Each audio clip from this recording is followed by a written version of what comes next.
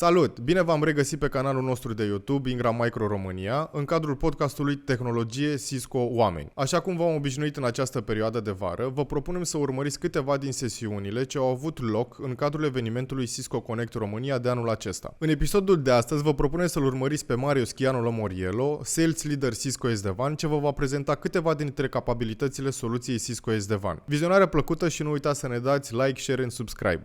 Good? Yes? No? I'm still sleeping? You know, I love sessions right after lunch because usually this is when people start sleeping because of the sugar level and everything. So I told my wife, I said, honey, you know, they gave me the slot right after lunch, and she goes, nobody listens to you anyway, so why do you care? I said, okay, thank you for the encouragement. My name is Schiano. I'm the SD1 sales leader for Central Europe. So today we're going to talk about SD1, as you would expect. But my sessions are usually very interactive, right? I don't like to be the guy that speaks and everybody pretend to listen. So if you don't agree with what I'm saying, if you have any ideas or you just would like to add something, come forward. Speak up. There is going to be a microphone at your disposal in case you want to add something. So, who has already attended some of my sessions in the past? We have one, two, a couple of hands there. Okay. All right. So you guys shut up, right? So, SD1 is all about connectivity, right? Do we all agree with that? Okay, a few shy hands. Okay, wrong. SD1 has nothing to do with connectivity. SD1 has a lot to do with the application stack, because the application is the business. And this is what we're going to talk about today, and how SD1 can have an impact on your businesses, right? So let's start with a little bit of going back in the days. About 10 years ago, the pre-cloud era, you guys had an organization that was straightforward in order to be managed, right? You had everything in a house. You had your own data center. You were running your application on-premise. You had your employees, aka your customers, right, that were sitting at the office, branch, headquarter, whatever. And all you needed to do is to have those guys accessing the services that were on your on-prem and secure the perimeter around it, which was, yes, challenging, but quite straightforward. Then, fast forward today, the cloud era came in. All of you guys here have executed or are executing some sort of cloud strategy, right? You have a private cloud, public cloud, co-location, rack space. Some of you may have still some data center here and there. And then your employees, they are everywhere these days. Some of them may still be at the office. Some others are hybrid, working from home or working from anywhere, the so-called road warriors, right? So your entire infrastructure, your entire paradigm, if you like, has shifted, is distributed. And you did this all for good reasons, right? I'm not here pitching the cloud and all that kind of stuff. We all appreciate why you did that. But by doing that, you onboarded a lot of challenges. How to make sure that my user, wherever he or she is, can access that application wherever the application lives. And whilst I do that, how can I secure the entire environment? So, why the application is the business? Anybody has any idea about it? Come on, guys, you must know it, right? So the application is the business because there is a very simple equation. And that is, you have a high-performing application, you have a high-performing business. And the opposite is real. Your application sucks, your business is terrible. Think about it. It's all about the productivity, right? If you guys, manufacturing company, if you guys don't have an ERP that supports your supply chain or your production cycle, then it is going to be a nightmare for you to execute on the level of performances that you're executing today. Do we all agree with that? Is anybody listening? Okay, thank you very much. So the users must access that application wherever they are. Look at me today, right? Clearly, I'm not Romanian. I'm based out to Switzerland, although I'm not Swiss either. And I will need to access my business tools in order to be productive. Let's say that after this session, I will need to access Salesforce. Everybody loves Salesforce? You love Salesforce. All right, can I have a microphone, please, for the lady over there? I'm very interested in understanding what is it that you love about Salesforce. Can I have a microphone? Down there, that lady down there, please.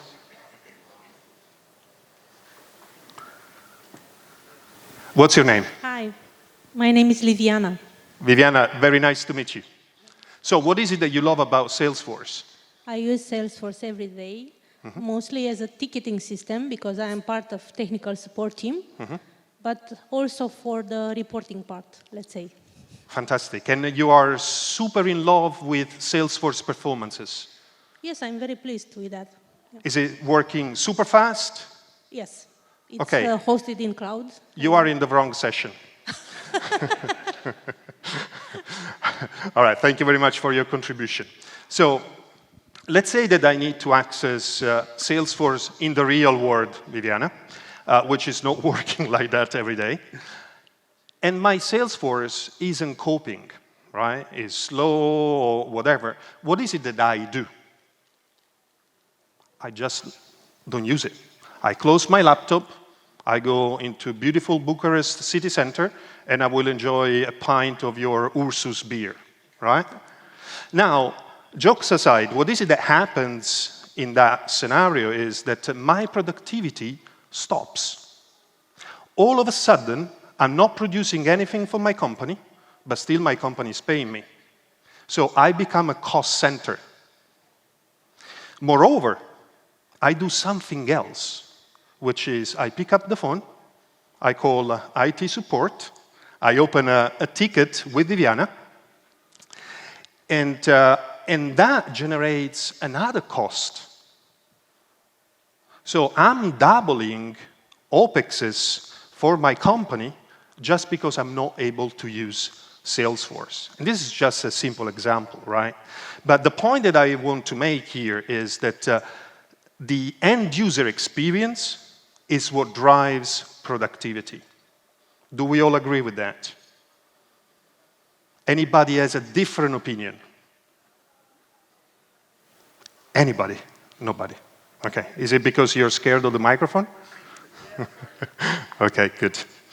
Let me tell you a story, right? So let's take the example of a private hospital.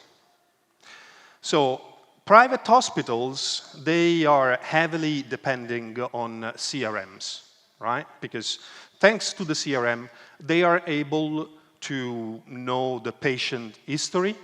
They are able to see what kind of medication they've been on. They are able to see what was the last visit from the medical doctor they've received, and what is it that needs to happen next.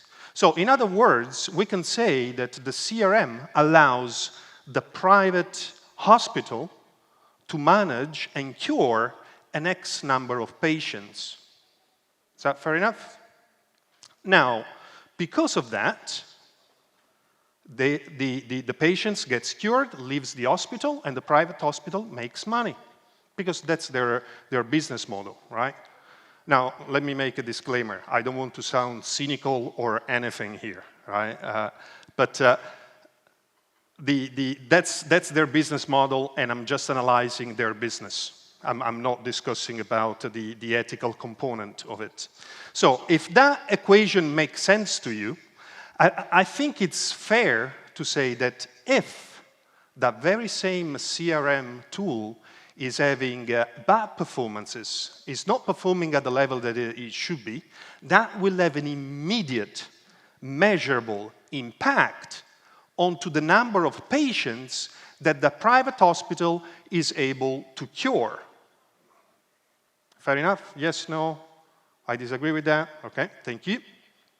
And obviously, as an outcome from a business perspective, is that the revenue generated by the very same hospital is being negatively impacted. Now, what if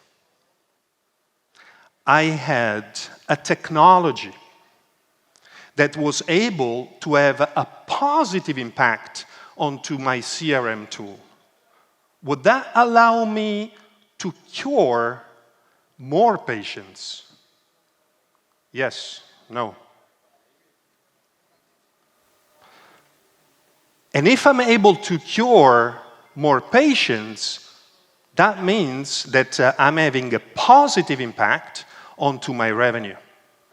That's why the application is so important. But I don't want you to get stuck onto the private hospital example. This was just a general example, because I can see some of you saying, yeah, but I produce pipes. Why do I care about the hospital? Fair enough. The point is that the hospital example can be replaced by any business. Whatever business you are in, manufacturing, banking, insurance, entertainment, retail, whatever, this is still applicable to you. And if you guys are not heavily dependent on a CRM, perhaps you have your homegrown application that you are heavily depending on, or maybe you have an ERP. Same thing. Just take the equation, replace the word CRM with ERP, and off you go. And of course, if you don't have patients, for sure you will have either products or services.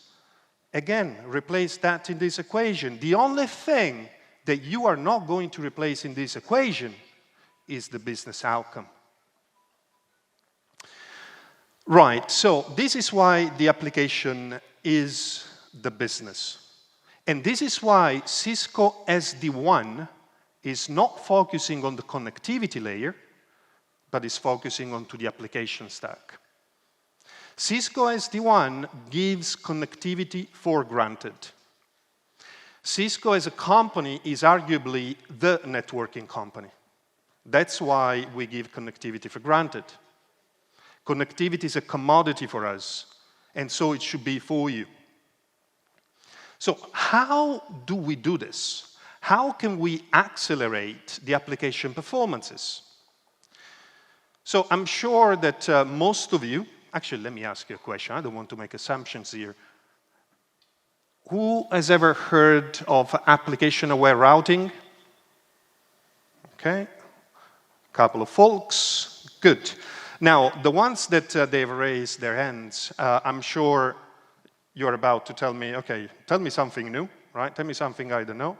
SD-WAN is all about application-aware routing, is it? It is and it isn't.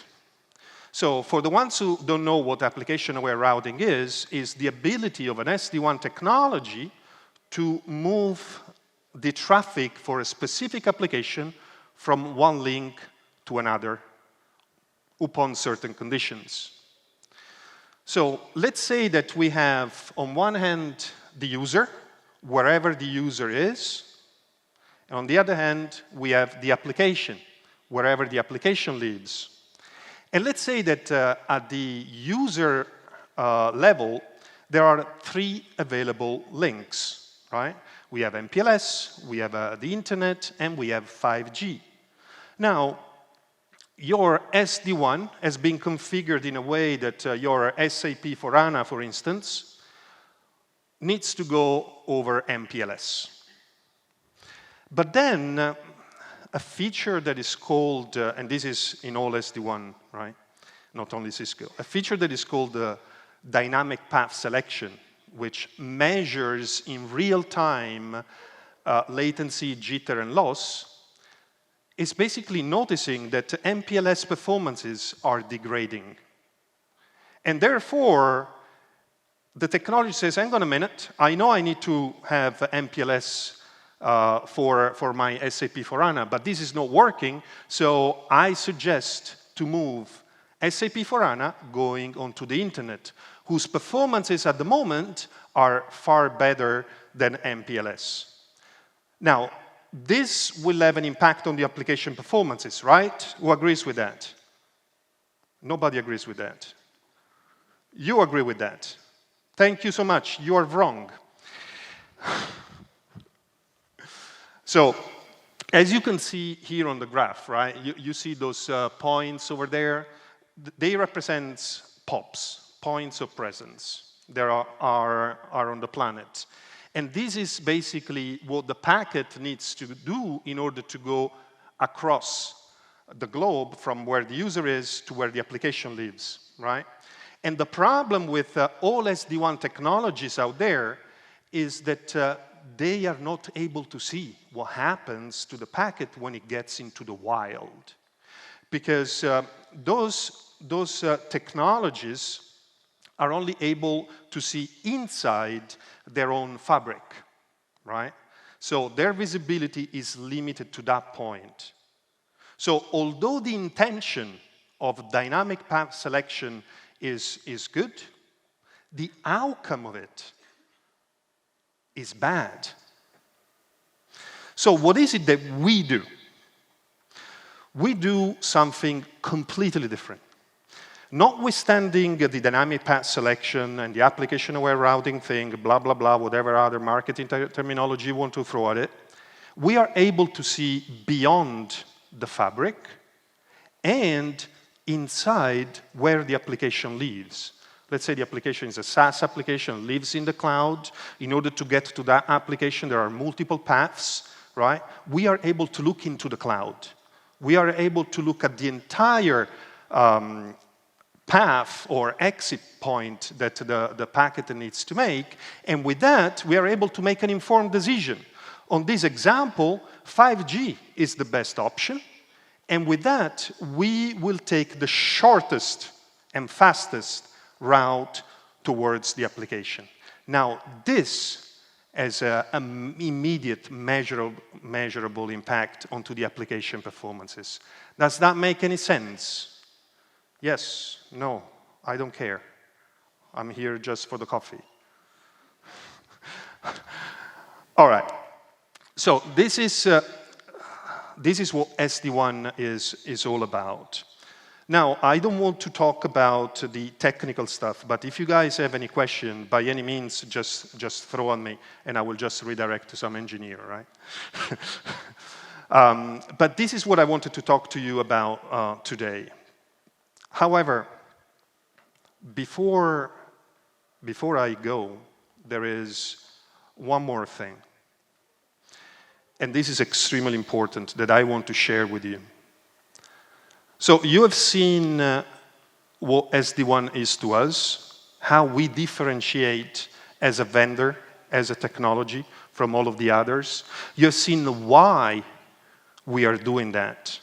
What is the impact that we are having on your own business? So where do we go from here? How can we evolve? How can we keep innovating onto that? I need you to use your imagination for a second. Imagine a world where your technology is working for you for a change, instead of you for your technology. Imagine a world where your SD-WAN is learning on your specific environment.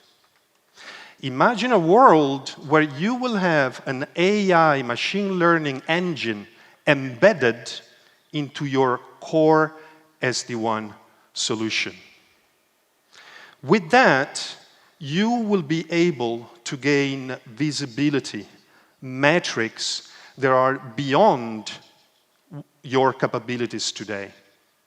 With that, you will be able to see whether a network change will have a positive impact on your specific application performances.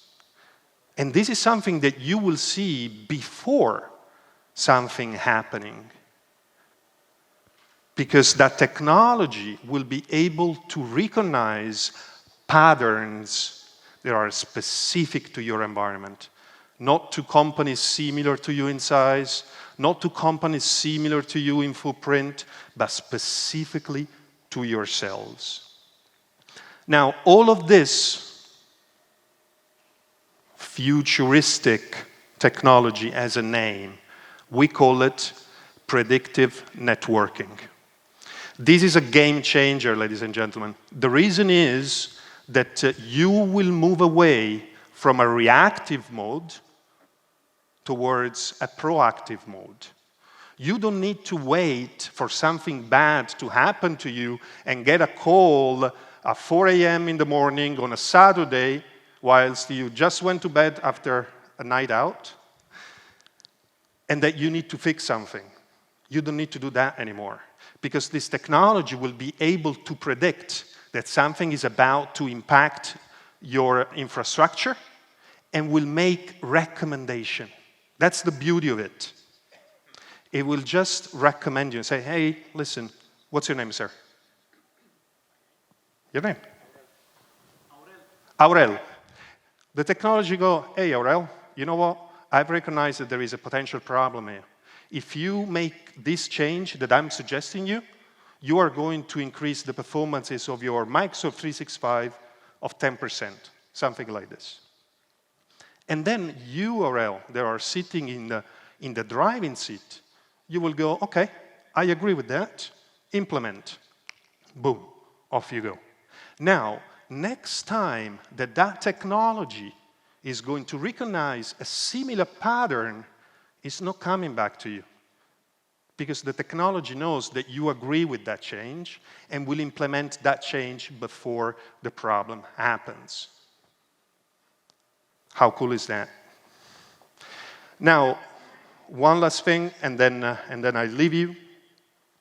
I haven't been totally honest with you, because I started saying, use your imagination. I started saying, imagine in the future, but the future is today. This is already available. It's part of our SD-WAN solution. It's not something that you need to pay more for it. It's part of the Advantage licenses. If you guys are already running, oh, by the way, who's running Cisco SD-WAN already? Thank you so much. I owe you a beer. Is that it? Guys, come on. Oh, thank you. Thank you very much.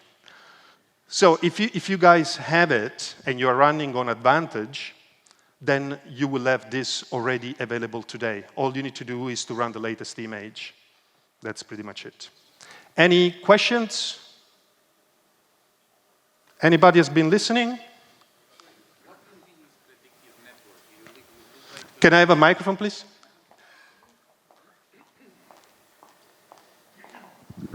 Thank you. So what do you mean, maybe in details, what is a predictive networking? You mean like this network, this implementation look like Nostradamus, and this network will suggest your possible issue? This is what I understood from you.